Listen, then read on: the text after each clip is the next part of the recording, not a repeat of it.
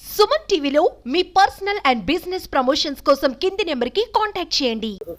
నమస్తే, welcome to Suman TV. గత కొద్ది రోజుల క్రితమే ఒక సంఘటన ఏదైతే పెళ్లి పేరుతో మోసం అనే ఒక ఘటన అయితే కాకినాడలో చోటు చేసుకుంది. కృష్ణమోహన్ అనే వ్యక్తి తన్ని పెళ్లి చేసుకుంటానని చెప్పి ఓ యువతి మోసం చేసి తన వద్ద నుంచి నగదు అలాగే నగలు తీసుకుందంటూ కూడా ఆయన చెప్పడం జరిగింది.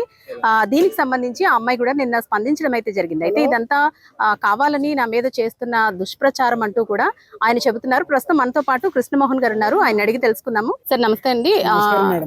మీరు ఏదైతే ఆరోపణలు చేస్తున్నారో అయితే తను కూడా స్పందించడం జరిగింది. ఇదంతా కూడా ఉత్తి నాటకం, ఆయన మాకు డబ్బులు గాని నగలు గాని ఏది ఇవ్వలేదు, కావాలని తను ఇలా చేస్తున్నారంటూ కూడా తను ఆరోపిస్తోంది. మరి అసలు ఏం జరిగింది, దీనికి సంబంధించి ఏం చెప్పారు? అన్ని ఫేక్ అండి మేడం గారు. వాళ్ళు తప్పించుకోవడానికి నిందలేస్తున్నారు. ఇది నెల రోజులు బట్టి జరుగుతున్న కార్యక్రమం. అసలు ఈ ఎంగేజ్మెంట్ అనే కార్యక్రమం ఎప్పుడు జరిగిందండి? 23/6/2024 రాజమండ్రి దగ్గర నామవరంలో జరిగింది. మొత్తం వాళ్ళు 11 మంది, నేను మా బావగారు వాళ్ళు 2-3 వెళ్ళాం.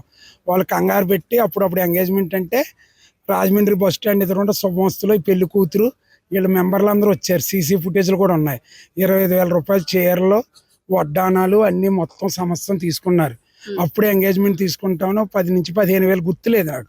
2 నెలలు అవుతుంది. ఎంగేజ్మెంట్ కూడా డబ్బులు లేవంటే నేనే ఇచ్చాను. ఆ మీడియేటర్ సెట్ చేసామని 20,000 తీసుకున్నారు. అంటే ఈ సంబంధం ఎలా వచ్చిందండి? మీడియేటర్ నుంచి వచ్చిందా? ఆమె ఫొటోస్ కూడా ఉన్నాయి కదా, దాంట్లో ఉన్న మీడియేటర్స్ అందరూ వాళ్ళు. అది మీరు ఏదైతే ఏ రోజైతే మీరు వాళ్ళ దగ్గరికి చూడడానికి వెళ్ళారో ఆ రోజు ఎంగేజ్మెంట్ జరిగింది చేసేసారండి. మరి అలా ఒక గంటలోనే ఎంగేజ్మెంట్ అన్నప్పుడు మరి మీకు ఏం అనుమానం రాలేదు? అనుమానం రాకుండా వాళ్ళు ఏం చేయాలంటే అంత ముందు 2 రోజుల ముందు సంబంధం చూపించారు. అది మేము చెప్తాను లోపల మొన్నటి ఎంగేజ్మెంట్ అయింది. ఈ సంబంధం కూడా అలాగే పోద్ది, మీకు నచ్చింది కదా, అమ్మాయి కూడా ఓకే అంది కదా, వెంటనే తాంబూలాలు ఇచ్చేసుకోండి అని వాళ్ళే అన్ని చెప్పి. మీరు వెళ్ళిన రోజే, మీరు చూసిన రోజే ఎంగేజ్మెంట్ అయింది అంటున్నారు కదా.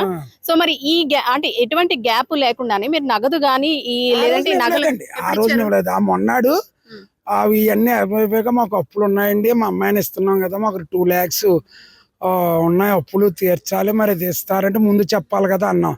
ఇంకా మా ఫ్రెండ్ ఫోన్లే 2 లక్షలే కదా, అమ్మాయి బాగుంది కదా ఇమ్మంటే 2 లక్షలు ఇచ్చాను. మొన్నాడు మా ఇంటికి వచ్చారు వారు. 3వ రోజేమో ఈ అమ్మాయి నాకు ఫోన్ లేదని అంటే ఒప్పో ఫోన్ ఏలూరు బజాజ్ షోరూంలో కొన్నాం. నువ్వు రాజమండ్రి కదా మాతో చెప్పిందంటే మాది ఏలూరు అని అన్నారు.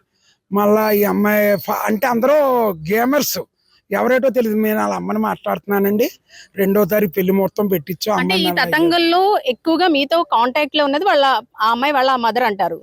ఆ అమ్మాయితో మీరు అసలు మాట్లాడడం జరిగింది? ఆ అమ్మాయి ఆవిడ మాట్లాడిందండి. అంటే వాళ్ళ మదర్ అంటే మదర్ అని నమ్మాము, మాకేం తెలుస్తుంది ఇంత ఫేక్ అనేది. తర్వాత మెడలో మంగళసూత్రం, మా ఇంట్లోనే పోయింది బంగారం ఉందంటే కొత్త వస్తువు వేయాలి కదండి. జూలై 2 అన్నవరంలో పెళ్లి చేసుకుందాం అంటే రాజమండ్రిలో గోల్డ్ ఐటమ్ తీసుకుని వాళ్ళకి ఇచ్చాను. తర్వాత రోజు ఫోన్ పేలు గూగుల్ పేలు అంటే ఇది మాకు ఫుడ్ కూడా లేదండి అంటే అన్ని వాళ్ళ అన్నయ్య పేరు మీద వేయించుకుంది, అన్ని ఎవిడెన్స్లు ఉన్నాయి. అన్నాకి ఇలాగ మీడియేటర్స్ మీరు రాంగ్ రూట్లో వెళ్తున్నారు, ఈ అమ్మాయి క్యారెక్టర్ ఇదండి అని ఫొటోస్ పెట్టారు. అమ్మాయికి ఆల్రెడీ మ్యారీడ్ అయింది, మ్యారీడ్ ఫొటోస్, అమ్మాయి ఉందని పెట్టడం వల్ల మేము డీప్ గా మ్యారేజ్ అయింది అంటున్నారు కదా మీరు.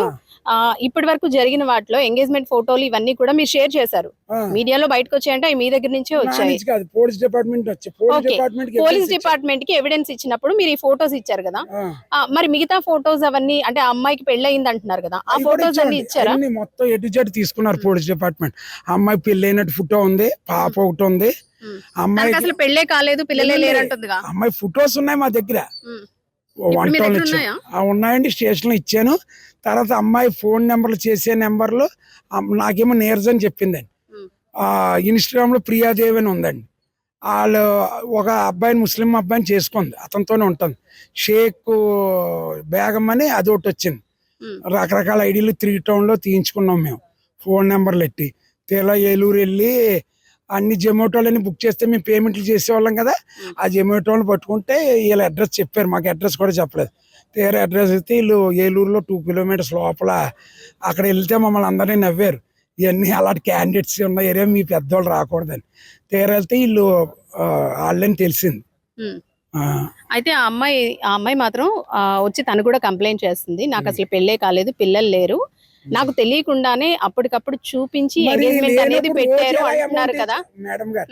రోజు లేనప్పుడు నాతో లేనప్పుడు ఆ అమ్మాయికే వేశారా మీరు? ఆ అమ్మాయి అలా నాకు డైరెక్ట్ గా అమ్మాయికి మీరు వేయలేదు కదా? వేసానండి. లాస్ట్ రోజు 30వ తారీఖు వేసిన అమ్మాయి అకౌంట్ లోనే, దాంట్లోనే వచ్చింది అంటే షేర్స్. ఆ అమ్మాయి అడిగిందా? అమ్మాయి పంపించింది నాకు. ఇది ఉంటది కదా స్కానర్, పంపితేనే అన్ని బయటకు వచ్చాయి. స్కాన్ లో వస్తుంది కదా ఎవరి పేరని, అవన్నీ వచ్చాయి. రకరకాల అడ్రస్లు హైదరాబాద్ సైడ్, తెలంగాణ కూడా మోసాలు చేశారండి. తర్వాత మీతో మీడియా మీకు ఎలా తెలిసింది?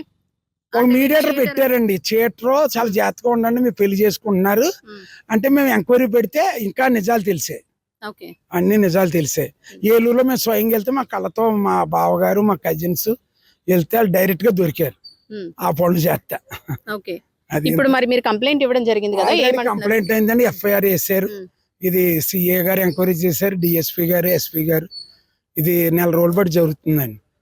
ఇది పోలీస్ ఎఫ్ఐఆర్ వేసాక మీడియాకి ఎవరు ఇచ్చారో నాకు తెలియదు. మీడియాలోకి వచ్చాక ఇది ఫేమస్ అయింది. అంటే ఆ అమ్మాయి కూడా చెప్తుంది మీతో అసలు మాట్లాడలేదని చెప్తోంది. తనైతే తను చెప్పడం అయితే ఆ అమ్మాయి మీతో మాట్లాడండి. నా దగ్గర అమ్మాయి మాట్లాడిన వీడియో షార్ట్స్ ఉన్నాయి. కేవలం వాళ్ళ పెద్దమ్మ గారి ఇంటికి వచ్చినప్పుడే ఇలా చూపించడం, తర్వాత ఎంగేజ్మెంట్ అనేది అమ్మాయికి ఇష్టం లేకుండా చేశారు, నాకు సంబంధం లేదు అంటుంది కదండి. నాతో ఉన్న వారం రోజులు ఆవిడ వీడియో కాలింగ్ రికార్డింగ్లు కూడా ఉన్నాయి నా దగ్గర. ఇష్టం లేకుండా అవి పోలీస్ డిపార్ట్మెంట్ కి ఇచ్చామండి. అవి పర్సనల్ కదండి. అవి రేపు కోర్టులో మాకు అయ్యే విట్నెస్లు. ఆ అమ్మాయి కాల్ మాట్లాడి నాకు జొమాటోలో బుక్ చేయమని, మా అమ్మ వస్తుంది డబ్బు ఇమ్మని అన్ని ఉన్నాయి ఎవిడెన్స్లు. అమ్మాయి దగ్గర ఉన్నాయి ఎవిడెన్స్లు, పెట్టమనండి. మా కోర్టు లా తీరుస్తుంది. ఆల్రెడీ ఎఫ్ఐఆర్ ఫైల్ అయింది వాళ్ళ మీద. అది నా ఎవిడెన్స్లండి బట్టి ఎఫ్ఐఆర్ వేస్తారు. ఆవిడ దగ్గరే ఉన్నాయి, ఆవిడ చెప్పానండి. మామూలుగా మీకు 10,000 ఇచ్చేసానని చెప్పడం కాదు, దాన్ని రుజువు చూపించాలి. ప్రతిదీ ఎవిడెన్స్ అడగండి మీడియా తరఫున. I agree. ఫైనల్ గా మీరు ఏం చెప్తారు? అంటే ఇంత ఘటన అయితే జరిగింది, ఇది బయటకు వచ్చింది, ఆ అమ్మాయి చీట్ చేసింది అంటున్నారు, ఓ పక్క ఆ అమ్మాయి నేను చేయలేదంటుంది. సో ఫైనల్ గా ఏం చెప్తారు? మర్డర్ చేసినోడు కూడా నేను చేయలేదని అంటాడు. ఎవరు తప్పు. మరి ఆ అమ్మాయి కూడా మీ మీద ఆరోపణలు చేస్తుంది కదా, మరి ఆ అమ్మాయిని అన్నట్టే మిమ్మల్ని కూడా అనుకోవచ్చు కదా? మా దగ్గర విట్నెస్లు ఉన్నాయి కదండి. ఇప్పుడు నేను చెప్పిన ప్రతి ఎలిగేషన్ కి నేను విట్నెస్లు చూపిస్తా.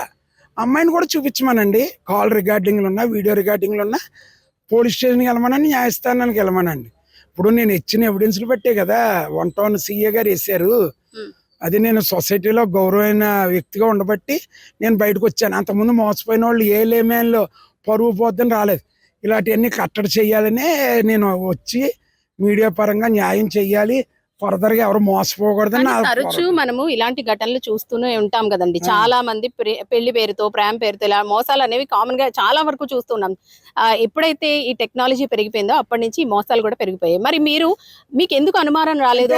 మీడియేటర్స్ మంచోళ్ళు కదా, నాకు చూపిస్తున్నారు కదా. ఆల్రెడీ ఆ మీడియేటర్స్ ముందు నుంచి తెలుసా? నాకు తెలుసండి. ఒక 5-6 నెలల బట్టి వాళ్ళు ఆల్రెడీ కొన్ని సంబంధాలు చూపించారు. 5-6 నెలల నుంచి మీడియేటర్స్ తెలుసండి. ఆ సంబంధాలు మనకు నచ్చలేదు, ఈ అమ్మాయి నచ్చిందని తీసుకెళ్లారు వాళ్ళు. సో చూసాం కదా, మొత్తానికి కృష్ణమోహన్ గారి విషయంలో అయితే గనక తాను మోసపోయానంటూ కూడా కంప్లైంట్ చేయడం జరిగింది. అయితే మరో పక్క ఆ మహిళ ఎవరైతే ఉందో, నాకు పెళ్లి కాలేదు, పిల్లలు లేరు, ఇదంతా కావాలని చేస్తున్నారు, బ్లాక్ మెయిల్ చేస్తున్నారు, నేను పెళ్లి చేసుకోను అన్నందువల్లే ఆయన నన్ను బ్లాక్ మెయిల్ చేస్తూ బదనాం చేస్తున్నాడు అంటూ కూడా ఆ అమ్మాయి చెబుతోంది. అయితే నిజాలు ఏంటి అనేది కూడా పోలీసులు తేల్చాల్సిన పరిస్థితి అయితే ఉంది. ప్రస్తుతం అయితే ఇలాంటి ఘటనలు పెరిగిపోతున్న నేపథ్యంలో అందరూ కూడా జాగ్రత్తగా ఉండాలంటూ అటు పోలీస్ శాఖ కూడా హెచ్చరిస్తోంది. Camera person Chinnata, Anusri, Suman TV, Kakinada.